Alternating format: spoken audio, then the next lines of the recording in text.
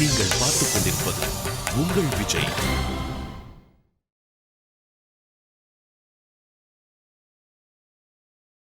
நாமே இப்போ வைத்தியர் இடத்துல போகிறோம், ஓரளவுக்கு வைத்தியம் பண்ணிட்டே இருப்பார்.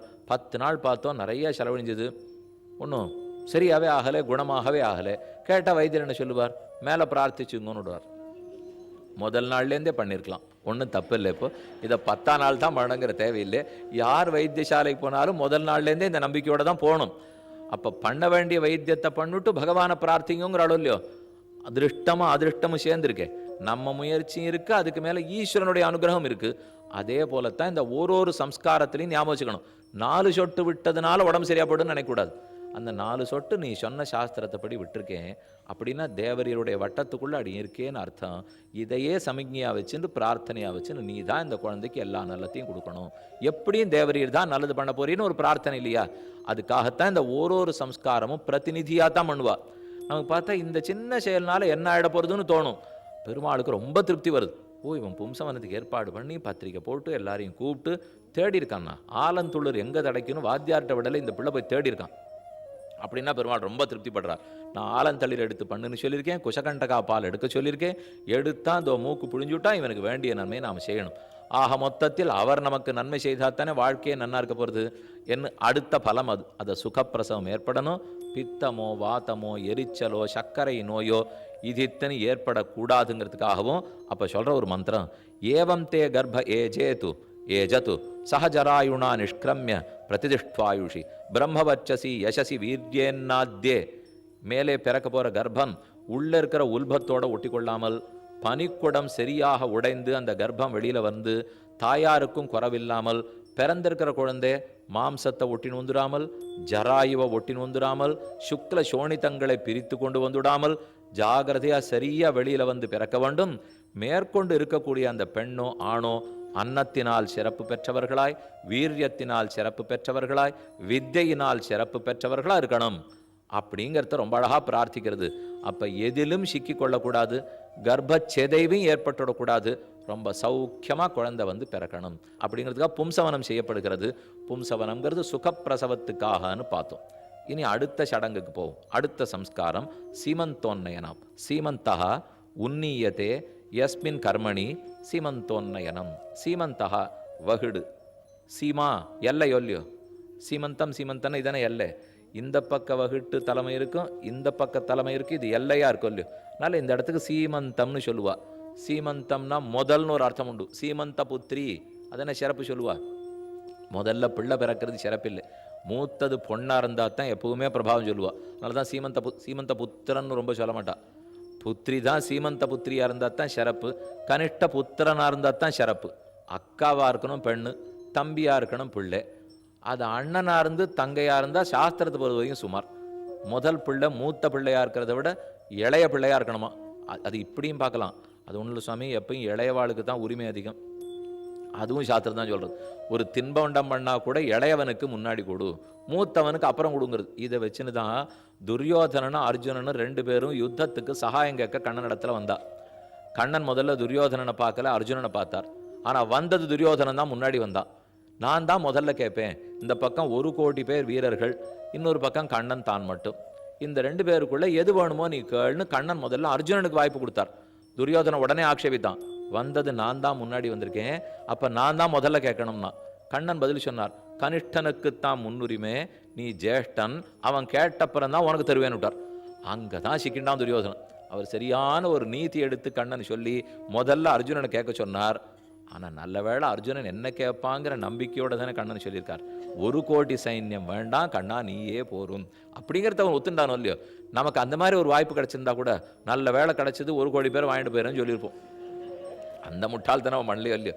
கிருஷ்ணாசிரயாக கிருஷ்ணபலாக கிருஷ்ணநாதாச்ச பாண்டவாக. கண்ணனே அனைத்தும், அவனே ஆசிரியம், அவனே நமக்கெல்லாம்னு இருந்தது ஏற்றம். இப்போ சீமந்தோன்னயனம். சீமந்தா உன்னீயத்தே யஸ்மின் கர்மணி. இந்த வகுடு எதனா வகுடெடுக்கக்கூடிய கர்மா. சீமந்தா உன்னியத்தே, வகுடு நீவி சீவப்படுகிறது எதனாலோ, வகுடெடுக்கப்படுகிறது எதனாலோ அந்த கர்மத்துக்கு வகுடு பிரித்தல். சிகை அலங்காரம், அந்த ஆணே பர்த்தாவே சிகை அலங்காரம் பண்ணி விடணும். வெறும வகுடெடுத்தல்னு சொல்லிடுறமே தவிர உண்மையாக நன்னா வகுடெடுத்து அதுக்கு அலங்காரம்லாம் வச்சு புஷ்பம்லாம் வச்சு பூச்சி ஊட்டி பின்னி அலங்காரம் பண்ணி விடணும். இதுக்கு உண்மையான ஆந்தரமான அர்த்தம் என்ன தெரியுமோ? அந்த பெண்ணுக்கு மனசு ரொம்ப ஆனந்தமாக சிறகடிச்சு பறக்கணும்னு அர்த்தம். அதனால தான் அந்த ஆணையே வச்சு அலங்காரம் பண்ணி சொல்கிறது. அவள் அழகாகவும் இருக்கணும், மனசும் அழகாக இருக்கணும்.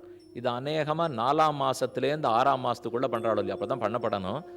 அது 6, 7ன்னு இப்போ நம்ம சௌகரியத்துக்கு ரெண்டையும் சேர்த்து வச்சுட்டு இருக்கோம். 4ஆம் மாதம் 5ஆம் மாதத்தில் தான் மனசும் புத்தியும் அந்த குழந்தைக்கு வளரப்போகுது. குழந்தைக்கு முதல்ல மனசு ஏற்பட்டுடுமா, அப்புறம் புத்தி ஏற்படுறதான். மனசுங்கிறது சிந்திக்கிறது, புத்திங்கிறது உறுதியான முடிவெடுக்கிறதுக்காக. புத்திங்கிறது தான் ஞானம், மனசுங்கிறது சிந்திக்கிறதுக்கு உண்டான ஒரு கருவி. அப்போ முதல்ல மனசு ஏற்படுறது, அப்புறம் புத்தி ஏற்படுறது. உள்ளே இருக்கக்கூடிய கர்ப்பத்துக்கு எப்போ மனசும் புத்தியும் நன்னா வளர போகிறதோ அந்த சமயத்துக்கு தாயார் எவ்வளவு சந்தோஷமாக இருக்கணும். அவள் மனசு எவ்வளவுக்கு எவ்வளவு நன்னா இருக்கோ, ஆனந்தமாக இருக்காளோ, அதுக்கு தகுந்து தானே உள்ளே இருக்கிற கர்ப்பத்துக்கு அந்த ஆனந்தம் போகும். அவள் ஆனந்தமாக இருக்கணும்னா எப்போ ஆனந்தப்பட போகிறா? அந்த கணவனே வந்து தனக்கு அலங்காரம் பண்ணி அவன் கையால் ஊருக்கு எல்லாருக்கும் பத்திரிகை அடிச்சு கொடுத்து எல்லாரும் பார்த்துட்டு இருக்கிறச்சே ரொம்ப அந்தரங்கமாக தலைவாரி பின்னி விடுறது இருக்கட்டும், மொத்த பேர் பார்க்கும்போது தலைவாரி பின்னி பூச்சூட்டி இதெல்லாத்தையும் அந்த ஆண் பண்ணா நிஜமாவே ஒரு வெட்கங்கலந்த ஆனந்தம் அந்த ஸ்திரீக்கு ஏற்படும் இல்லையோ, அதை கொடுத்துருக்கு சாஸ்திரம். அந்த ஆனந்தம் அவள் பட்டான்னா தான் வயத்தில் குழந்தைக்கு ரொம்ப ஆனந்தமாக இருக்கும். அப்போ அது மனசு நன்னா உருவாகும், அதற்கு இருக்கிற புத்தியும் திருப்தியாக ஏற்படும். இதற்கு தேவதை தாத்தா. கீழே பார்த்ததுக்கு தேவதை பிரஜாபதின்னு பார்த்தோம். இப்போ பார்க்கறதுக்கு தேவதை தாத்தா. தேவதை தாத்தாவை குறித்து பிரார்த்திக்கிறது. முதல் முறை மட்டும்தான் இதுவும் செய்யப்படுகிறது. அப்போ சீமந்தோன்னயனம்ங்கிறது தட்சிண தேசத்து ஆச்சாரம் வேறு. கொஞ்சம் தேவசத்து அதையும் ஞாபகம் வச்சுக்கோ. நேற்றே சொல்லியிருக்கேன், தேசத்தினுடைய ஆச்சாரம் மாறுபடலாம், குலத்தின் ஆச்சாரம் மாறுபடலாம், ஜாதியின் ஆச்சாரம் மாறுபடலாம். அதை போல் தட்சிணாச்சாரமே வேறு, உத்தராச்சாரமே வேறு. ஆர்யாவர்த்தம்ங்கிறது வடக்கே ஹிமாச்சலத்திலேருந்து விந்தியமலை, விந்தியாசுன்னு சொல்கிறோமே, விந்தியமலை வரைக்கும் இருக்கிறதெல்லாம் ஆர்யாவர்த்தம். விந்தியமலையிலேருந்து கன்னியாகுமரி வரைக்கும் இருக்கிறதெல்லாம் தட்சிணாவர்த்தம். ஆர்யாவர்த்தத்துக்கு மாறுபடலாம், சாக்கையே வேறு. இப்போ வங்காள தேசத்து பக்கம், நம்ம மேற்கு வங்காளம்னு சொல்கிறோமே, அந்த பக்கம் போனீங்கன்னா வேதத்தினுடைய சாமவேதத்தினுடைய சாக்கையே வேறு. உத்தரப்பிரதேசம் பீகார் பக்கம் போனீங்கன்னா சாமவேத சாக்கையே வேறு. தட்சிண தேசம் பக்கம் வந்தீங்கன்னா சாமவேத சாக்கையே வேறு. ஒரு பக்கத்துலேயும் 5000 சிஷ்யாள், ஜெய்மினினுடைய சிஷ்யாள். அவர்கள் 5000 பேர் மேற்கு பக்கம் போனவா வேறு, கிழக்கு பக்கம் போனவா வேறு. அந்தந்த ரிஷிகள் கூடி அந்தந்த தேசத்துக்கு என்ன ஏற்படுத்தினாலோ அதுவே அங்கே ஆச்சாரமாக இருந்துருக்கு, அதுதான் அங்கே சம்ஸ்காரமாக இருந்துருக்கு. நாளை படியும் சொல்லிட்டு இருக்கிறதுலாம் அநேகமாக தட்சிண தேசம். எங்கே 1-2 மாறுபட்டு இருக்கோ உத்தர தேசத்தில் அதையும் சேர்த்து சொல்கிறேன். முதல் முறை மட்டும்தான் அது செய்யப்படுகிறது. காலம் 4வது மாதத்திலிருந்து 8வது மாதம் வரை. அதுக்கு தகுந்து கர்ப்பம் நன்னா நகந்துடணும். நகர தொடங்கறச்சேவே பும்சவனம் செய்யப்படுகிறது. இப்போ பார்க்கறது சீமந்தோன்னயனம். இனி கர்மம் பார்ப்போம்.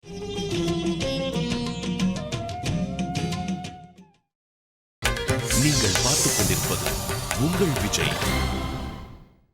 கர்ப்பவதியான பெண்ணை அக்னிக்கு மேற்கு பக்கத்தில் உட்கார வேண்டும். பெண்ணு கிழக்கு நோக்கி இருக்க வேண்டும். ஆண் மேற்கு நோக்கி நிற்க வேண்டும்.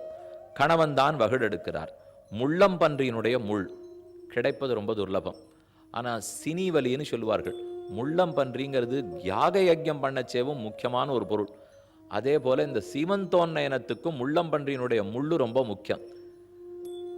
யஜ்ஞவராக பெருமாள்னு கேள்விப்பட்டிருக்கல, ஸ்வேதவராகன் யஜ்ஞவராகன்னு கேள்விப்பட்டிருக்கலாம்.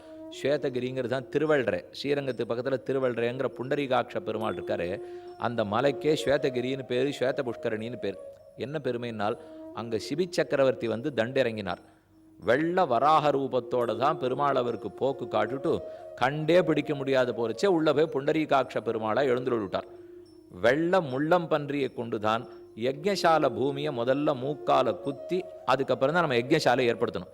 ஒரு பெரிய யாகம் பண்ண போறா, யஜ்ஞம் பண்ண போறானால் முள்ளம்பன்றி வந்து தன் மூக்கால் குத்தி அதனால் குத்தப்பட்ட யஜ்ஞசாலையில் பண்ணுறது ரொம்ப உயர்ந்தது. அதே போல மேற்கொண்டு இந்த பெண்ணு பிரசவம் பண்ண போறாங்கிறது எவ்வளோ பெரிய யஜ்ஞம், எவ்வளோ பெரிய காரியம். ஏன்னா அவள் பிரசவித்து அவன் நன்னா இருந்து குழந்தை நன்னா இருந்து அதனால இந்த குழந்தை ஊர்ல எல்லாம் பேர் எடுக்கிறவளா இருந்து எத்தனையோ இருக்கும் இல்லையோ. அப்போ அதுவே ஒரு பெரிய யாகமாட்டம் யஜ்யமாட்டமாச்சே. அதனால்தான் மறுபடியும் அதே முள்ளமன்றியினுடைய முள், ஒரு முள். இப்போ முள்ளமன்றியை கூண்டுவான்னு சொல்லலை, யாகத்துக்காக இருந்தால் முள்ளமன்றியே வரணும். ஆனால் இப்போ அப்படி இல்லை. இப்போ முள்ளம்பன்றியினுடைய முள்ளு ஒன்று எடுத்துக்கொண்டு அடுத்து 3 தர்பக்கட்டு, தர்ப குஷன் தர்ப்பம் 3 தர்ப்பக்கட்டுகளையும் கொண்டு அத்திக்காயனுடைய ஒரு கொத்து, அத்திக்காய் கொத்து, முள்ளம்பன்றி முள்ளு, தர்ப்பக்கட்டு 3, இந்த 3 அதுக்குன்னு நம்ம நினைக்கிறப்ப பெருசாலாம் ஆரம்பிச்சுக்கிறது இல்லை. இப்போ எல்லாம் துளி துளி வாத்தியாரே பார்த்து தன் பையிலே போட்டு எடுத்துன்னு வந்துடுவார். எடுத்துன்னு வந்து இதை எடுத்து இந்த கணவனுடைய கையில் கொடுத்து அவர் இங்கே வைத்து கொண்டு அதையே சீப்பா வச்சுன்னு சீவணும். அதை கொண்டு இந்த முள்ளேந்து வகடு எடுக்க போறார். மந்திரம் பூர் புவ சுவஹ ராகாமகம் யாஸ்கே ராகே பூஹு புவஹ சுவஹ.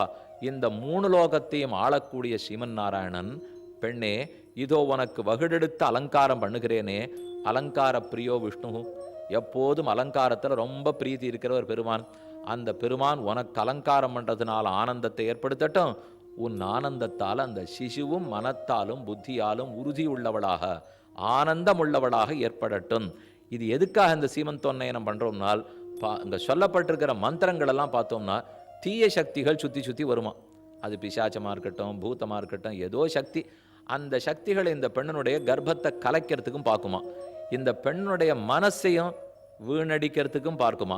ஏன்னா கர்ப்ப காலத்திலேருந்து ஒரு மன அழுத்தம் வரலாமே, ஆனந்தமாக வச்சுக்கோ, இப்போ எந்த கவலையும் படாதே, வீட்டில் இருக்கிற எந்த செய்திகளும் அவளுக்கு சொல்ல வேண்டாம், அவள் மனசு ஆனந்தமாக இருக்கணும்னே பேசுகிறா பாருங்க.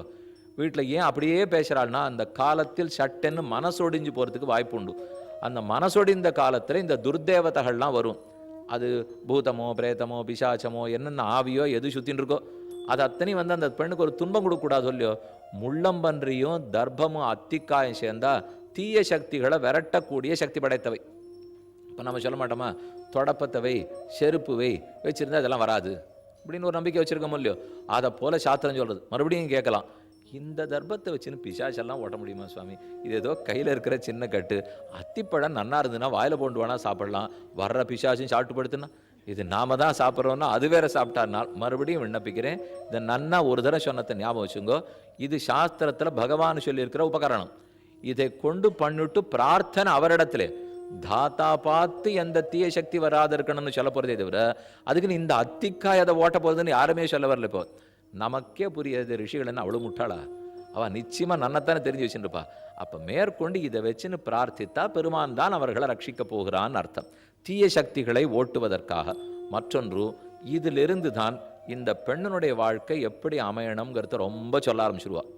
இனிமேல் நீ ராத்திரி வெளியில் போகக்கூடாது, காட்டு பக்கத்தில் போய் நிற்கக்கூடாது, நதியில் தனியாக ஸ்நானம் பண்ணுறதுக்கு போகக்கூடாது, இப்படி உருண்டு சட்டுன்னு திரும்பி படுக்கக்கூடாது, எழுந்திருக்கிறச்சே மல்லாக்கப்படுத்திட்டு அப்படியே எழுந்துடக்கூடாது, சாப்பாட்டில் இன்னென்னது தான் சாப்பிடலாம் இன்னென்னதெல்லாம் சாப்பிடக்கூடாது, பேச்சின் போது இன்னென்னு தான் பேசலாம் இன்னென்னதெல்லாம் பேசக்கூடாது.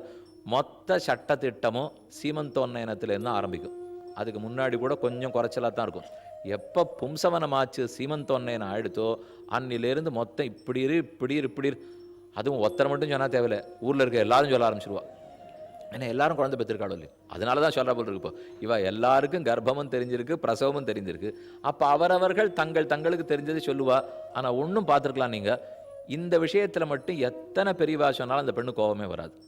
பல விஷயத்தில் நமக்கு ஒரு துளி சொன்னால் கூட கோபம் வந்துடும். நீங்கள் என்ன சொல்கிறது, எனக்கு குழந்தை பிறந்தப்புறம் வளர்க்குறது எப்படின்னு மட்டும் ஆறான்னு சொல்லட்டும், ஒத்துரும் ஏற்றுக்கவே மாட்டான். எனக்கு தெரியாதா, இதெல்லாம் பழங்காலத்து வழக்கம், வேண்டவே வேண்டாம், நாங்கள் புதுசாக எப்படி வளர்க்கணும்னு தெரிஞ்சு விடுவா. ஆனால் கர்ப்ப காலத்தில் மட்டும் யாரும் சொன்ன பேச்சு கேட்பா. எனக்கு தெரியாதோ இல்லை என்ன நடக்க போகிறதுன்னுட்டு அந்த பயத்தினால சரி கேட்டுப்போம், இவாளும் சொல்கிறா அவளும் சொல்கிறா நமக்கு நல்லதாக தான் இருக்கும்னு தெரிஞ்சுக்கிறாளோ இல்லையோ. இந்த பெண்ணு கடைப்பிடிக்க வேண்டிய நெறிகள், மருத்துவ ரீதியான நெறிமுறைகள் அனைத்துமே சீமந்தோன்னயனத்தின் போது சேர்த்து சொல்லப்பட்டிருக்கு. கிழியே சொல்லிட்டேன், புத்தி மனசு குழந்தைக்கு நன்னா இருக்கணுங்கிறதுக்காகவும் செய்யப்படுறது. 3வது சம்ஸ்காரம் முற்று பெற்றது. ஆக முதல்ல கர்ப்பாதானம், அடுத்தது பும்சவனம், அடுத்தது சீமந்தோன்னயனம். அடுத்து பார்க்குற 4 ரொம்ப சுலபம், நமக்கு தெரிஞ்சு சின்னதாக இருக்கக்கூடியது தானே. ஜாதகர்மா பண்ண வேணும், அதுக்கப்புறம் குழந்தைக்கு நாமகரணம் நாமம் சூட்ட வேண்டும், அதுக்கப்புறம் குழந்தைக்கு அன்னப்பிராசனம் பண்ண போகிறோம், சவுளம் பண்ண போகிறோம். இது சுருக்கமாக சொல்கிறேன். ஜாதகர்மா சூத்திகா கிரகத்தை தயார் பண்ணணும், பிரசவ அறை வீட்டிலேயே தயார் செய்யப்பட வேண்டும், தென்மேற்கு மூலையில் பிரசவ அறை செய்யப்பட வேண்டும். இதற்குரிய தேவதை ஜாதகர்மா கீழே எப்போ பண்ணணுங்கிறத சொல்லிட்டேன். பிறந்த உடனே தொப்புள் குடியம் அறுப்பதற்கு முன்னால் பிராங் நாபிவர்தனாத்னு சாஸ்திரக்காரர் சொல்கிறார். அதற்கு நாபிவர்தனாத் பிராக்கு, நாபிவர்தனம்ங்கிறது தொப்புள் கொடி அறுத்தல், பிராக் அதற்கு முன்னாடியே செய்யப்பட வேண்டும்னா இப்போ அப்படி செய்யப்பட்டதில்லை. நாம் புண்ணியாக வாச்சனத்தோடும் நாமகரணத்தோடும் சேர்த்து தான் ஜாதகர்மா பண்ணுகிறோம். இதற்குரிய தேவதை அக்னி பகவான். இப்போ குழந்தை பிறந்தாச்சு, ஆண் குழந்தையாக இருக்கட்டும் பெண் குழந்தையாக இருக்கட்டும், குழந்தைக்கு வேண்டிய சக்தி கொடுக்கணும், குழந்தைக்கு வேண்டிய ஆயுள் இருக்க வேண்டும். இது இத்தனை அக்னியினிடத்துல தான் பிரார்த்திக்கணும். ஆரோக்கியம் பாஸ்கராதி சேது ஸ்ரீயமிச்சேது ஹுதாசனாத் சங்கராத் ஞானமின்வச்சேது மோக்ஷமிச்சேத் ஜனார்தனாத். செல்வம் வேணும்னா அக்னியை கேடு, நல்ல ஆயுள் ஆரோக்கியம் வேணும்னா சூரியனை கேடு. ரெண்டுமே தபன சக்தி இருக்கிறவா. சூரியனு எரிக்கிற சக்தி இருக்கிறவர், அக்னி எரிக்கிற சக்தி இருக்கிறவர். அக்னின்னா தான் ஊர்ஜான்னு அர்த்தம். ஊர்ஜா மந்திரி சொல்ற பாருங்க, மின்சார மந்திரியா இருந்தால் ஊர்ஜா மந்திரின்னு வடநாட்டிலாம் போடுவா தெரியுமா? அப்படின்னு அதுதானே நல்ல சக்தி கொடுக்க போகிறதுன்னு அர்த்தம். அதனால தான் இந்த ஊர்ஜாங்கிறது இந்த குழந்தைக்கு வேண்டிய சக்தி கொடுக்கப்படணும் இல்லையோ.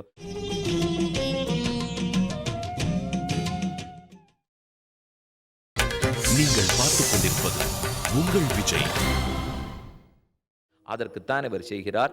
இதற்குரிய காலம் பிறந்தவுடன் செய்யப்பட வேண்டும், அல்லது இன்று எல்லாரும் ஏற்றுக்கொண்டு செய்யப்படுவது 10ஆம் நாள் 11ஆம் நாள் அன்னைக்கு புண்ணியாக வாசனத்தோட நாமகரணத்தோட சேர்த்து செய்கிறோம். இதில் கர்மங்கள் 3 பகுதிகளாக கூறப்பட்டன. முதல் பகுதி மேதாஜனனம்னு பேரு, 2வது பகுதி ஆயுஷ்யம்னு பேரு, 3வது பகுதி சக்தி கொடுக்கறதுக்கு உண்டான கர்மம். 3 கர்மங்கள் இதில் அடங்கியிருக்கு.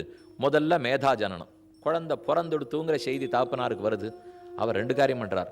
ஒன்று, தாம் போய் தீர்த்தமாடுறார். குழந்தை பிறந்துடுத்துங்கிறத கேட்ட உடனே நதி தீரத்துக்கு போய் ஓங்கி அந்த தாப்பனார் குதிக்கணுமா. குதித்தா இவர் குதிச்ச வேகத்தில் தீர்த்த திவலைகள் ஜலபிந்துக்கள்லாம் மேலே போய் பித்திருக்கள் முகத்தில் இடிக்குமா. இடித்து அவா நினச்சிக்கிற, ஓ நம்ம குலத்தில் பெரியவர் பிறந்துட்டார், இனிமே நமக்கு கவலை இல்லை அப்படின்னு பித்திருக்கள்லாம் ஆனந்தப்படுவாளாம். அதை பற்றி சாஸ்திரக்காரர்களே சொல்கிறா. நம்ம பித்திருக்களும் சரி, பித்திருக்களுக்கு பித்திருக்களாக இருக்கிறவாளும் சரி, நம்ம அப்பா அம்மாவும் சரி, தாத்தா பாட்டியும் சரி, நம்ம குலத்தையே சந்தாரயிஷ்யதி, நம்ம குலத்துக்கே இனிமே பாப்பமே தீண்டாத வண்ணம் உயர்ந்த முக்தி கொடுக்கக்கூடிய ஒரு பிள்ளை பொண்ணு நமக்கு பிறந்திருக்கு அப்படின்னு அவள் ஆனந்தப்படுவாளாம். அந்த ஆனந்தத்துக்கு அவளுக்கு ஏதானும் மணி அடிக்க வேண்டாமா, ஏதானு அடித்து சொன்னத்தானே அவளுக்கு தெரியும். அதுக்காகத்தான் இவன் ஓங்கி போய் குளத்தில் குதிக்கிறான். குளத்தில் குதித்த வேகத்தில் இந்த தீர்த்தம் போய் ஆகாசத்தில் பட்டு பித்திருக்கெல்லாம் திருப்பி விடுவாளாம். இல்லை, முதல்ல இந்த குழந்தை பிறந்ததுன்னு செய்தி கேட்டவுடன் ஆண் தீர்த்தமாட வேண்டும். அடுத்தது குழந்தையினுடைய முகத்தையும் தாயாருடைய முகத்தையும் போய் பார்க்க வேண்டும். ஆத்மாவை புத்திரநாமாசின்னு மேலே மந்திரம் சொல்ல போகிறான். நானே தான் இந்த குழந்தையாக பிறந்திருக்கிறேன். பெண்ணே, பூமியாக இருந்து சிறந்த விளைநிலமாக இருந்து நீயே தான் இந்த சிறந்த பிராப்தி எனக்கு ஏற்படுத்தி கொடுத்துருக்காய். எப்பேற்பட்ட வீரியம், எவ்வளவு சக்தி, எவ்வளவு தியாக உள்ளம் இருந்து இப்பேற்பட்ட காரியத்தை நீ பண்ணியிருக்காய்ன்னு ஒரு ஸ்தோத்திரமே அந்த தாயாரை பண்ணணும். அந்த பிள்ளை தன்னுடைய மனைவிக்கு ஒரு பெரிய ஸ்தோத்திரம் சொல்லியிருக்கு. சாஸ்திரம் சொல்லி இப்படி இவ்வளவு சிரமப்பட்டு ஆறு பெற்றுக் கொடுப்பா, நம்ம குலத்துக்கே எல்லா பாபங்களையும் போக்கி உயர்ந்த கதி கொடுக்கக்கூடிய குழந்தையை நீ பெற்று கொடுத்துருக்கியே அப்படின்னு இந்த ஆண் அந்த பெண்ணை கொண்டாட வேண்டும். அதற்கு முன்னால் தன்னுடைய 4வது விரல், தொப்புள் கொடியோட குழந்தை இருக்க போகிறது. 4வது விரல்ங்கிறது மோதிர விரல். மோதிர விரலிலே சின்ன தங்கம், அது இன்னொரு மோதிரமாக இருக்கலாம், ஒரு தங்க காசாக இருக்கலாம், எப்படி இருக்கலாம், சின்ன தங்கத்தை எடுத்துட்டு அதில் நெய்யும் தேனும் தோய்த்து கொண்டு சொல்ல வேண்டிய மந்திரத்தை சொல்லுண்டு குழந்தையினுடைய வாயில் இழிச்சராப்பிலே பாவனை. ஏன்னா நெய் தேன் எல்லாத்தையும் அப்பெல்லாம் கொடுக்க ஆரம்பிச்சோன்னா அப்புறம் தாங்கவே தாங்காது. அதனால் மறுபடியும் சொல்கிறேன், பாவனை. அது தங்கமோ நெய்யோ தேனோ ஆயுள் ஆரோக்கியம் யசஸ், இந்த 3த்துக்குமே பிரதிநிதின்னு வச்சுக்கோ. ஏன்னா ஆயுர் கிருத்தம்னு சாஸ்திரம் சொல்கிறது. அளவோட நெய் சாப்பிட்டு கொண்டிருந்தாயானால் ஆயுள் நன்றாக இருக்கும். நாம் நினைக்கிறாப்போல எண்ணெயெல்லாம் கூடவே கூடாது, நெய்யெல்லாம் கூடவே கூடாதுன்னா எந்த வைத்தியரும் சொல்ல மாட்டார். அது வியாதி இருக்கிறவாளாக இருந்தால் கூட கொஞ்சமாக சேர்த்துக்கலாம், தப்பு இல்லை. நிறைய மூட்டு வலிக்கு காரணம் அங்கே இருக்கிற எண்ணெய் பசைப்படுறதே. அதுக்கு நீங்கள் யாருப்பா அதை திறந்து எண்ணெயெல்லாம் ஊற்ற முடியாது. அது எப்படி இருக்க வேண்டுமோ எண்ணெய் பசையும் வேண்டும், நெய் பசையும் வேண்டும். அதற்கு வேண்டிய உடற்பயிற்சி சாப்பிட்டு தானே ஆகணும். எதுவுமே சாப்பிட்றது சட்டுன்னு சொல்ல மாட்டா. சாப்பிட்றது இருந்தால் வேலை பார்க்கணும். இன்றைக்கி நம்ம எல்லாருக்கும் வேலை குறைஞ்சி போச்சு. அதுவே தான் பெரிய ஆபத்து. செய்ய வேண்டிய சேவை, இங்கே கிளம்பினோம், காவேரிக்கு போனோம், தீர்த்தம் பண்ணோம், துணியை துவைச்சோம், திரும்ப வந்தோம், 4 பிரதட்சணம் பெருமாளுக்கு போய் பண்ணோம், திருவாராதனம் பண்ணோம், தலிகையை நாமே பண்ணோம், குனிஞ்சு நிமிர்ந்திருந்தால் ஒன்றுமே வந்திருக்காது. இது எதுவுமே பண்ணுறதே இல்லை. ஆனால் சாப்பாடு மட்டும் சாப்பிட்டுட்டே இருந்தா அப்போ தான் வியாதி வருது. இப்போது இந்த வியாதியெல்லாம் நிற்கிறதுக்கு வாழ்க்கை முறை, வைத்தியர்கிட்ட போனால் என்ன சொல்கிறா, உங்கள் முறையே தப்பு, நீங்கள் உட்கார்ற விதமே தப்புங்கிறான். நீ உட்காண்றதை இப்படி தொஞ்சி உட்காந்துக்கிறீள், அப்படி தொஞ்சி உட்காந்து எப்போ பார்த்தாலும் ஒரு கணிப்பொறியை பார்த்துட்டே இருக்கீள். இதெல்லாம் பார்த்துட்டு தான் நல்லதுக்கே இல்லை, விட்டுடுங்க, நன்னா உட்காருங்க, ஓடுங்க, ஆடுங்கோ, செய்யுங்கோங்கிறாளோ இல்லையோ. அதனால் இயற்கையோடு ஒன்றி இருந்தால் தான் வாழ்க்கையும் நன்னா இருக்கும். இயற்கையை விட்டு விலக விலக செயற்கை வருது, வேறு வழி இல்லாத போச்சு இன்றைக்கி. ஆனால் உண்மையான நாம் புரிந்து கொள்ள வேண்டும். அப்போ முதல்ல மேதா ஜனனம், மேதான ஞானம். குழந்தை பிறந்த உடனே கேள்விப்பட்ட உடனே தந்தையார் குழந்தை சிறந்த ஞானியாவரணம் தான் எதிர்பார்க்குறான். அதுக்கு இந்த தங்கமும் நெய்யும் தேனும் மிகவும் உதவுகின்றன. மருத்துவ ரீதியாக பார்த்தால் இந்த மூணும் எல்லாவித நோயையும் போக்க வல்ல சக்தி படைத்தது. அதனால தங்கத்தை எடுத்துட்டு, தங்கம்னாலே ஆயுஷ் சொல்லியும். இப்போ பல பேர் அதில் காயக்கல்பம் முதலானதெல்லாம் தங்கத்திலே பண்ணி சாப்பிட்றாங்கிறோமே, அதை சாப்பிட்டு தான் உடம்பு ரொம்ப திருடமாக இருக்கும், உடற்பயிற்சியெல்லாம் நிறைய நாள் பண்ணலாங்கிறமோ இல்லையோ. அதனால தான் தங்கத்தை எடுத்துட்டு மோதிர விரலால், சிறந்த விரல், இதனால் அந்த குழந்தையினுடைய வாயில் தொட்டு, குழந்தையினுடைய தொப்புள்ள தொட்டு, தாயாரை நன்னா ஸ்தோத்திரம் பண்ணிட்டு, அக்னி பகவானை பிரார்த்தித்து, அக்னி, சோமன், ஓஷதி, அமிர்தம், சமுத்திரம், இது இத்தனையில் இருக்கக்கூடிய மொத்த சக்தி இந்த குழந்தையின் இடத்துல வரட்டும்.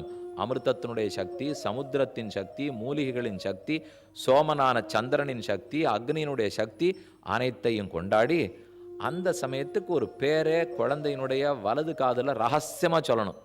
பேர் வைக்க போகிற நாமகரணம் வேறே, அது 10ஆம் நாள் பண்ண போகிற முக்கியமான சம்ஸ்காரம். ஆனால் அதுக்கு முன்னாடி இப்போ அந்த குழந்தைக்கு ஒரு பேர் வைப்பா. அந்த பேர் எப்படி இருக்கணும்னால், அந்த பேர் ரகசியமான பேர், வெளியாருக்கு தெரிய வேண்டியதில்லை. ரோகிணியில் பிறந்த குழந்தையாக இருந்தால் அதுக்கு அந்த நட்சத்திரத்தோடு சேர்ந்து சம்போதனம் பண்ணணும்.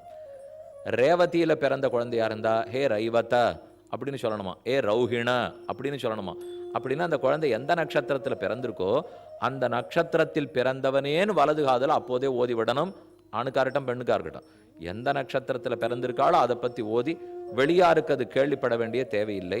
இதனால் மேதா, இந்த குழந்தை அந்த ரோகிணி ஆட்டம், அந்த ரேவதி ஆட்டம், அந்த அஸ்வினி ஆட்டம் நல்ல மேதஸோட மேதாவோட நன்னா இருக்கட்டும்ங்கிறதுக்காக செய்யப்பட்டது. தாய்க்கு கொண்டாட்டம் ரெண்டாவது.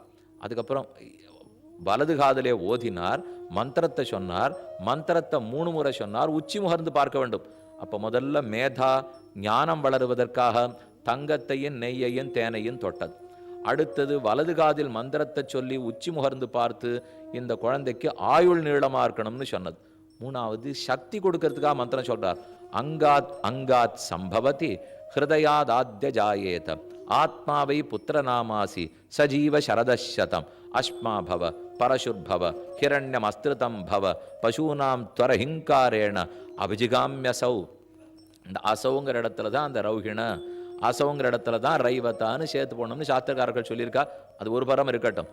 அஸ்மாபவ அங்காத் அங்காத் சம்பவதி, ஓரோர் அங்கமா நீ என்னிடத்திலிருந்து பிறந்திருக்கிறாய், மேன்மேலும் என் அங்கம் மனைவியின் அங்கம் உன்னங்கமாக வளர்ந்திருக்கிறது, இது மேன்மேலும் நன்றாக வளரட்டும். என் ஹிருதயத்திலிருந்து நீ பிறந்திருக்கிறாய், நானேதான் மகனாக பிறந்திருப்பதாக நினைக்கிறேன். அஸ்மாபவ, கல்ல போல உறுதி படைத்தவனா நீ ஆகணும். பரசுர்பவ, கோடாரிய போல வெட்டத்தகுந்தவனா நீ ஆகணும்.